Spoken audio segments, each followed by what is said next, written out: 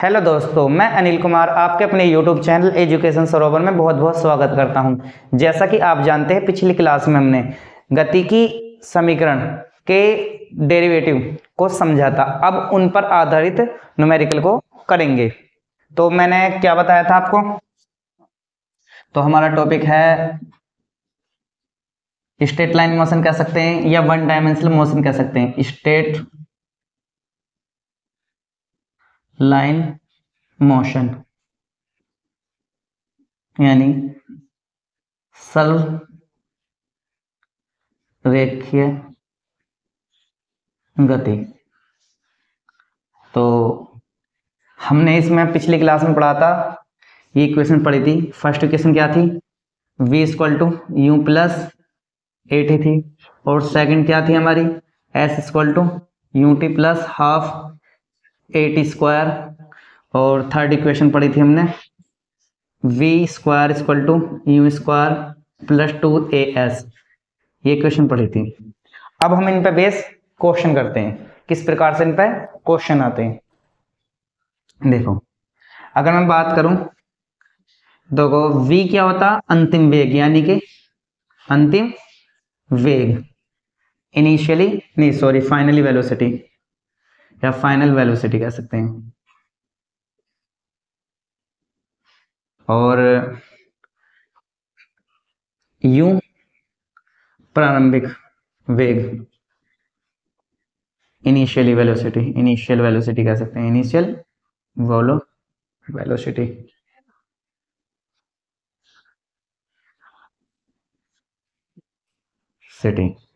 और a त्वरण, s विस्थापन और t समय। ठीक, यानी इसे एक्सेलरेशन कह सकते हैं, इसे डिस्प्लेसमेंट और इसे टाइम। ये आपके क्वेश्चन में हम बात करेंगे इन पे बेस क्वेश्चन। तो सबसे पहले अगर एक क्वेश्चन की बात करता हूं, क्वेश्चन नंबर वन क्या है? एक लड़का 20 मीटर प्रति सेकंड की चाल से के वेग से चलकर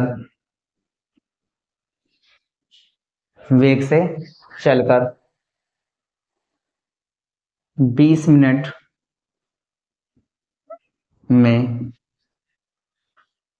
में स्कूल पहुंच जाता है।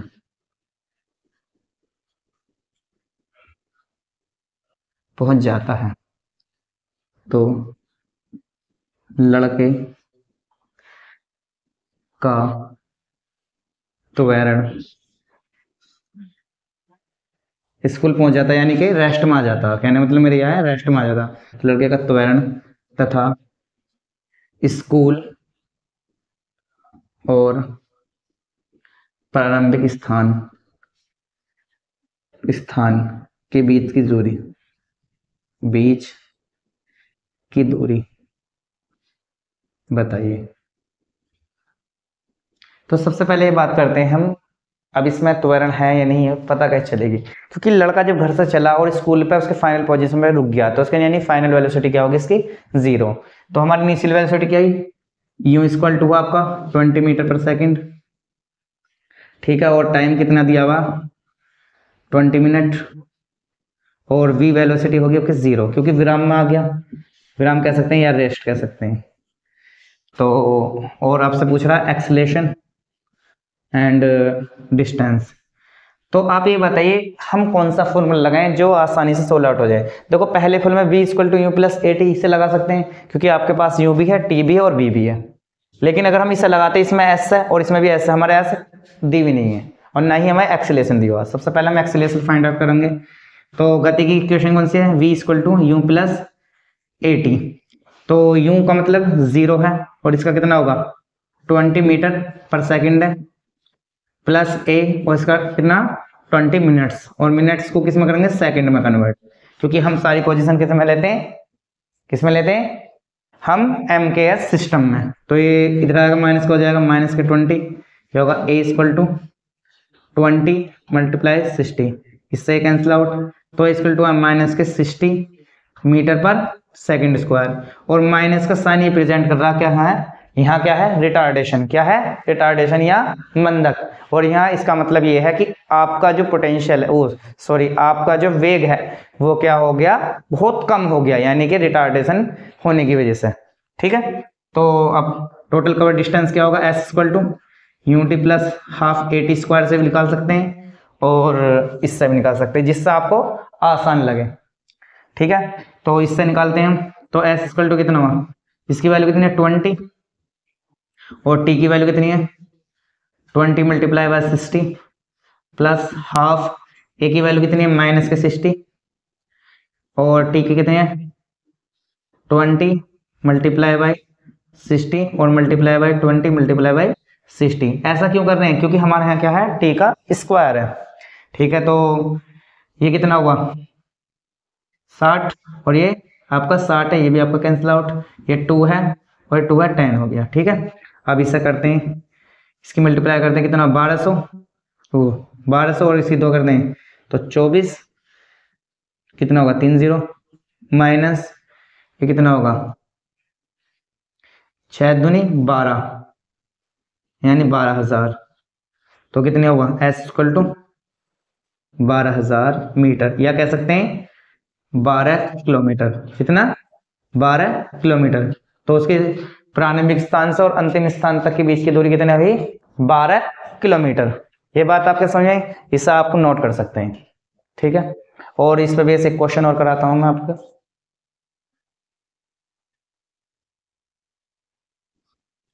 तो सबसे पहले हम एक्सेलेरेशन निकालते हैं। एक्सेलेरेशन का मतलब क्यों निकाल रहे हैं, क्योंकि जो चीज़ जो वैल्यू हमें आसानी से निकल सकती हैं उसे हम निकालते हैं। ऐसा नहीं है कि हम S से नहीं निकाल सकते, लेकिन S निकालने के लिए हमें क्या आवश्यकता होगी, क्यों, आप अगर S निकालते तो S इसमें और इसमें है, तो A यहाँ पे भी और यहाँ पे भी, तो इसलिए हम पहले क्या निकालेंगे A, जिससे कि आसान हो जाए, ना तो आपका क्या हो जाएगा क्वेश्चन हार्ड हो जाएगा और आपसे सोल्व आउट भी नहीं होगा। इसे आप नोट कर सकते हैं। और नेक्स्ट क्वेश्चन की बात करते हैं। इसी प्रकार नेक्स्ट क्वेश्चन है,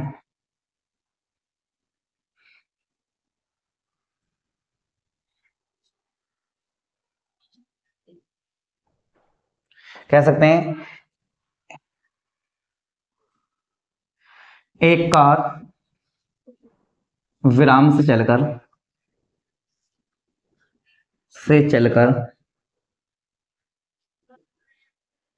विराम से चलकर 20 सेकंड पश्चात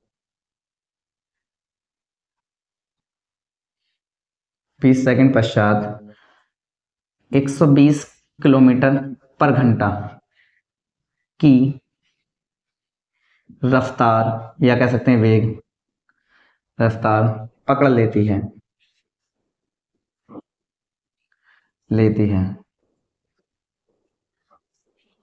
पकड़ लेती है, तो इस प्रकार उसकी संपूर्ण यात्रा में कुल विस्थापन या दूरी, विस्थापन तथा त्वरण बताइए।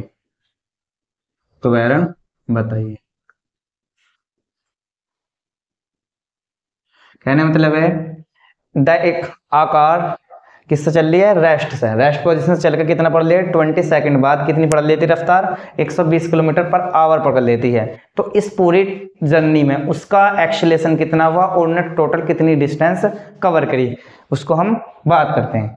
तो सबसे पहले ये बताइए कि इनिशियल वेलोसिटी कितनी है, U इक्वल टू कितना आपका विराम, यानी ऐसा कह सकते हैं रेस्ट पोजीशन कैसी है रेस्ट, और ये क्या होगा 20, तो U होगा आपका 0 क्योंकि आपका रेस्ट से है, और V final velocity 120 kilometre per hour.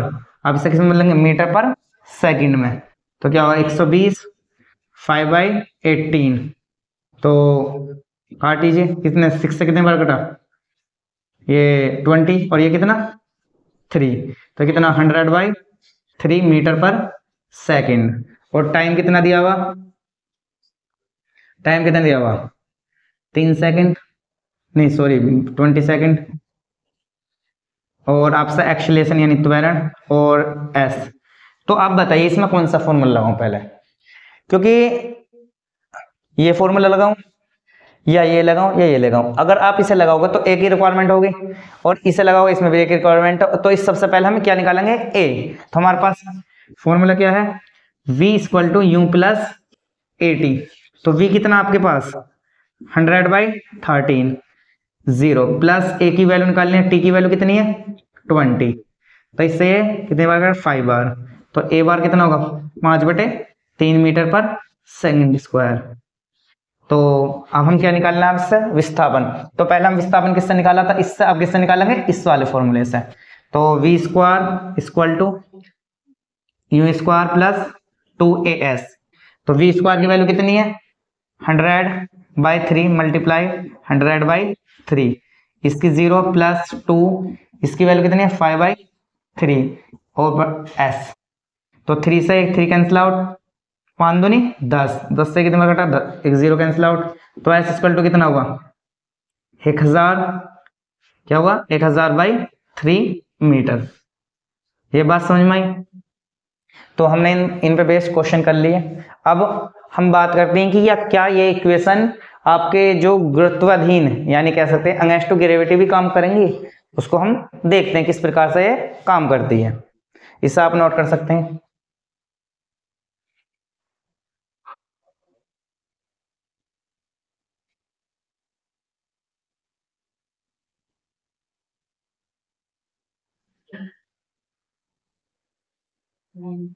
जब कोई बॉडी हमारे गुरुत्व अधीन गति करे, कैसे करे, गुरुत्वीय अधीन। तो ये इक्वेशन किस प्रकार से काम करते हैं उन्हें समझते हैं।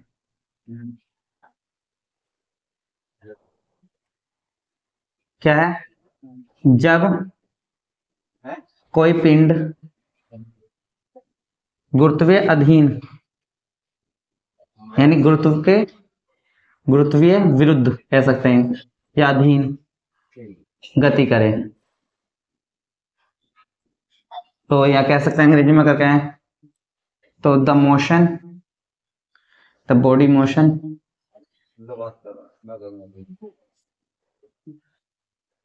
is moved to against to gravity, against to gravity। अब इसमें भी दो कंडीशन हो सकती है। कंडीशन दो कौन सी हो सकती है, या तो आप अप से डाउन है या डाउन से अप जाएं। तो कहने का मतलब मेरा ये है कि आपके पास एक बॉडी है जिसका मास होगा m होगा, सीधी सी बात है, ठीक है। वो कैसे कर रही है, नीचे को आ रही है, क्या आ रही है नीचे, ये। तो जब नीचे को आ रही है तो उसमें जो एक्सीलरेशन होगा हमारा क्या होगा, एक्सीलरेशन होगा इक्वल टू ग्रेविटी के यानी गुरुत्वीय त्वरण के। इससे प्रेजेंट करेंगे प्लस के जी से, अगर डायरेक्शन कैसी है नीचे को, और आपका डिस्प्लेसमेंट क्या होगा, आपकी हाइट होगी। तो और सब चीज सेम रहेगी।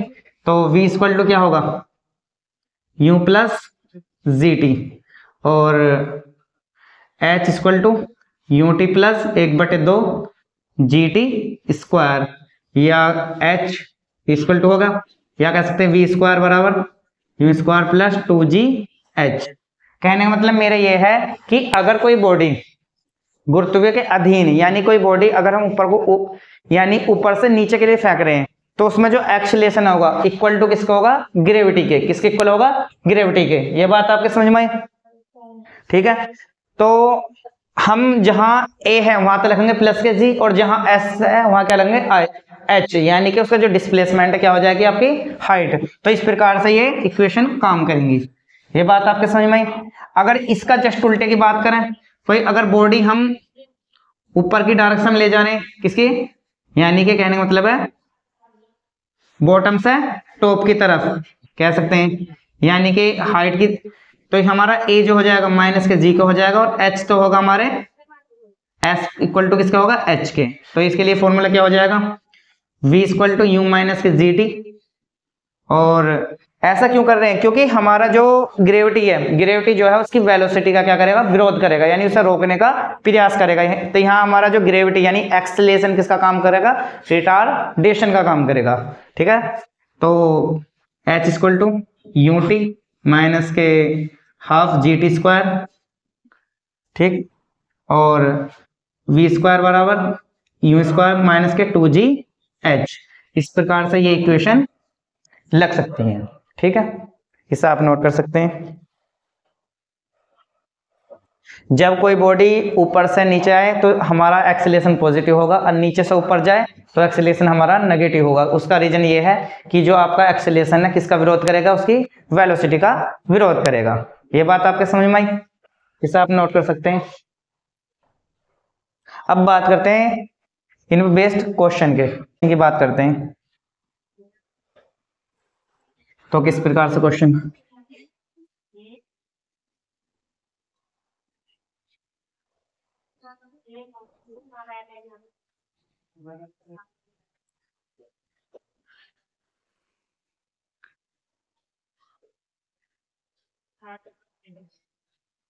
एक लड़का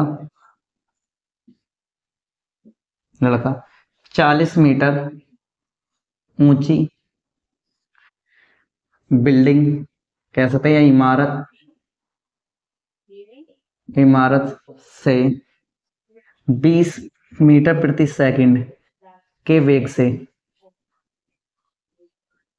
बॉल को फेंकता है नीचे की ओर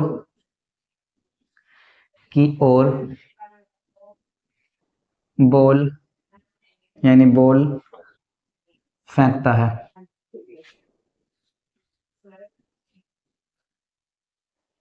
तो बॉल पृथ्वी पर किस समय या कितने टाइम में किस समय टकराएगी? ये और जी इक्वल टू दे रखा आपका 10 मीटर पर सेकंड स्क्वायर। ये आपका क्वेश्चन दिया हुआ है। तो अब मैं किस प्रकार से सॉल्व आउट करते हैं? तो सबसे पहले बात करते हैं कि हाइट कितनी है इसकी, जो गिवन है उसे देख लेते हैं। बॉल उसकी उस समय तो इससे क्या होगी पोजीशन, यानी उसका जो वेग होगा वो तो 0 होगा, तो यानी u इक्वल टू 0 होगा। तो v कितना दे रखा? 20 मीटर पर सेकंड, ऊपर से नीचे की फेंक रहा, तो g का मान कैसा होगा आपका? पॉजिटिव। तो ये क्या होगा? 20 मीटर और इसे 0 माइनस प्लस, तो कितना g की वैल्यू कितनी है? 10 और t, तो कितने सेकंड बाद आ जाएगा? 2/10, यानी 2 सेकंड बाद पृथ्वी से टकरा जाएगा। दोबारा से देखते हैं कि 40 मीटर ऊंची मीनार है, यानी कह सकते हैं इमारत में से कोई लड़का नीचे की ओर क्या फेंक रहा बॉल, उसका वेग कितना? 20 मीटर प्रति सेकंड इसका वेग है, और उसका इनिशियल वेलोसिटी क्या होगी? 0, क्योंकि जब उसके हाथ में थी उसका उस समय क्या थी? बॉल रेस्ट में थी। ठीक है, और जमीन से कितने सेकंड में टकराएगी ये बात पूछ रहा है। तो हमारा formula v equal to u plus g t, तो क्या होगा? 20, v की वैल्यू 20 होगी, u की वैल्यू 0 है, और प्लस 10 मल्टीप्लाई बाई टी। तो इसी प्रकार से हमारा 20 को हम 10 से डिवाइड करेंगे 2 सेकंड आ जाएगा। ठीक है, अब बात करते हैं इनके ग्राफ की। तो ग्राफ को पढ़ने से पहले हम थोड़ा बेसिक जानकारी ले लेते हैं ग्राफों की, किस प्रकार से हम ग्राफ प्लॉट करेंगे। ठीक है,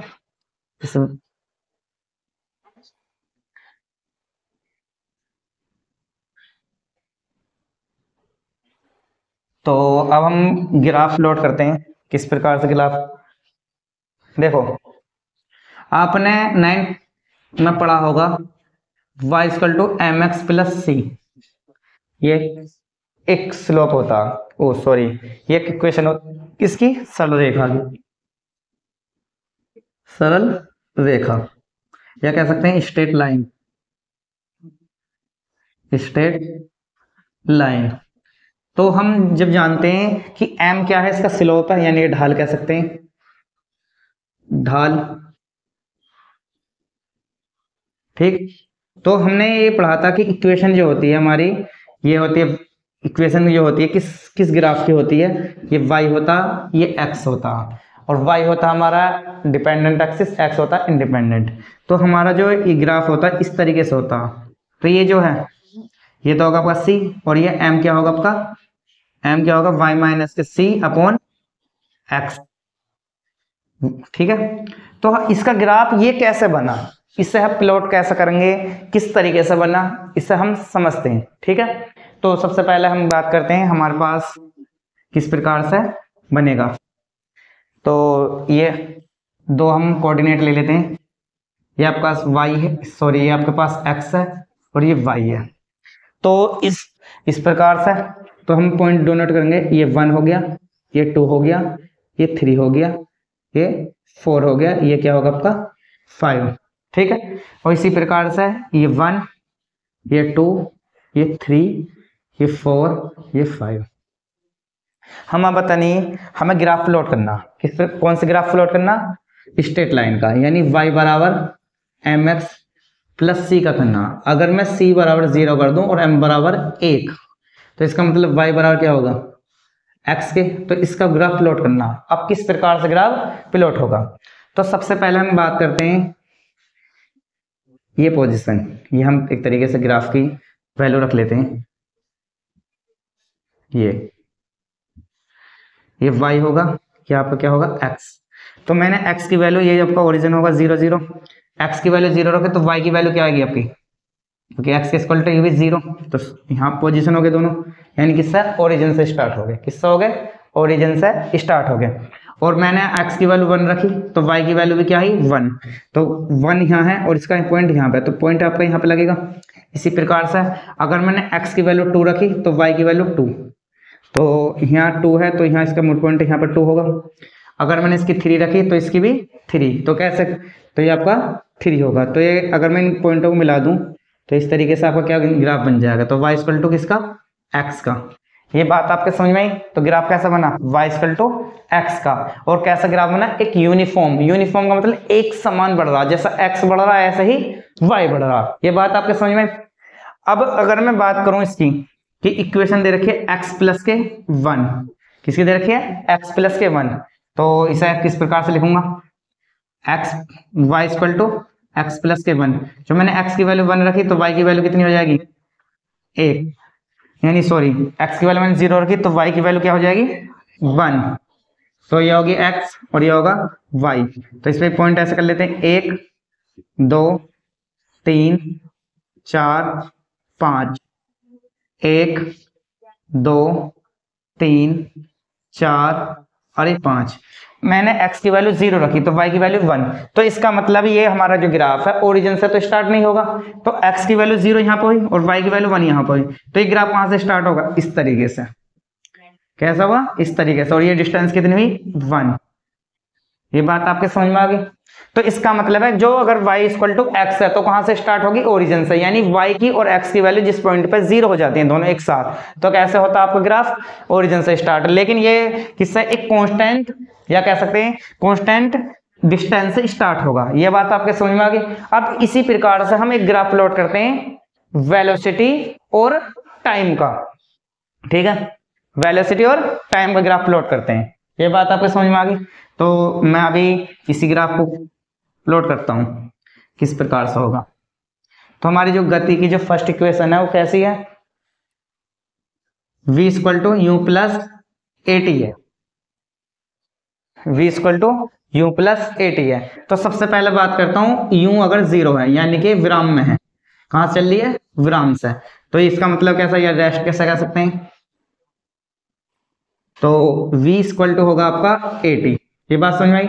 तो हमने एक ग्राफ लिया ऐसे, तो वेलोसिटी किस पे डिपेंड करती है टाइम पे, तो टाइम को कहां रखेंगे इंडिपेंडेंट पे, और v को किस पर रखेंगे डिपेंडेंट पे। ये बात समझ में आ गई। ये आपका पॉइंट 1 हो गया, ये पॉइंट आपका 2 हो गया, ये आपका 3 हो गया, ये आपका 4, ये आपका 5, तो ये आपका 6। इसी तरीके से ये 1, ये 2, ये 3, ये 4, ये 5, 6, ठीक है। तो मैंने क्या काम करा, ये आपकी इक्वेशन है, तो मैंने t इक्वल टू 0 रखा, तो v इक्वल टू क्या आगा 0। अगर मैं t इक्वल टू 1 रखता हूं तो v इक्वल टू कितना आएगा a। अगर t इक्वल टू 2 रखता हूं तो v इक्वल टू कितना आएगा आपका 2a। तो अगर मैंने बात यहां रखी तो इसकी एक 0 रखी तो 0 0 से स्टार्ट हुआ, ये बात तो आपको समझ में आई। अब मैंने जैसे ही पोजीशन यहां पर रखी तो कितना आया, अगर 1 रखा तो 1 ही आएगा, तो 1 यहाँ पे आगा, लेकिन कैसा है 1a, तो हमारा जो स्लोप चल रहा क्या चल रहा, a चल रहा, कौन सा स्लोप चल रहा, a।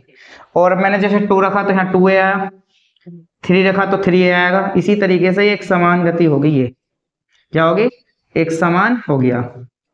तो ग्राफ किसका होगा, v equal to a t, slope क्या हुआ v अपॉन टी। ये बात आपके समझ में आई। तो ग्राफ किसका होगा, जब हमारा कोई पार्टिकल विराम से चलकर जा रहा है तो उसका जो ग्राफ होगा किस प्रकार से होगा, एक तरीके से स्ट्रेट लाइन होगा, लेकिन कैसी लाइन होगी, स्ट्रेट लाइन, और कैसा होगा, यूनिफॉर्म एक्सेलेरेशन पे। ठीक है, जैसा ही हम टाइम बढ़ा रहे हैं तो हमारा जो स्लोप है एस, जो वेलोसिटी ऐसे ही बढ़ रहा है, और लेकिन स्लोप कैसा आपका सेम है, यानी हर जगह समान है, क्योंकि यहाँ भी ए है, यहाँ भी ए है। देखो मैंने 0 रखा तो 0 हुआ, 1 रखा तो ए, 2 रखा तो 2a। ये बात आपके समझ में आ गई, इसे आप नोट कर सकते हैं। ठीक है, अगर मैं बात करूं इस पोजीशन की, तो v बराबर u प्लस ए टी, तो यानी कि अगर हम रेस्ट में नहीं है तो कैसा होगा भाई, जब मैं t की वैल्यू 0 रखूंगा तो v बराबर कितना आएगा, u। तो इस ग्राफ को हम क्या कर सकते हैं, u। तो ग्राफ किसका होगा, v बराबर u प्लस ए टी। तो ये बात समझ में आई, ये ग्राफ किसका होगा, v equal to u plus a t, क्योंकि जैसे ही मैंने टाइम को 0 रखा तो हमारा जो है कुछ पार्टिकल v वेलोसिटी से चल रहा था, तो इसलिए मतलब क्या होगा, इतना चल लिया, टीम मैंने टाइम 0 रखा था तो यहाँ पे चल लिया। ठीक है, तो एक इसका x पर रखते हैं हम t को, और इस पर रखते हैं वेलोसिटी v को। तो ये आपको दोनों ग्राफ कैसे लगे।